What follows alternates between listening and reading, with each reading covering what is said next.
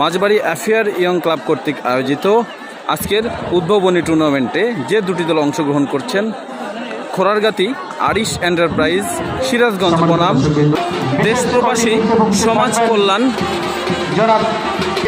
Football academy, পোলারবাড়ি, Gabtali, Bogura.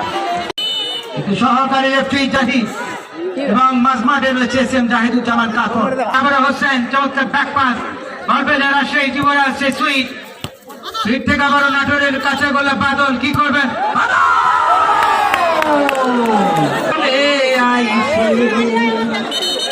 বানিয়া বন্ধু কি ঠিক করলো এই শুটিং মাস্টার বাদল যেন রাশিয়ার পারমাণবিক ইউক্রেনের দিকে গেল।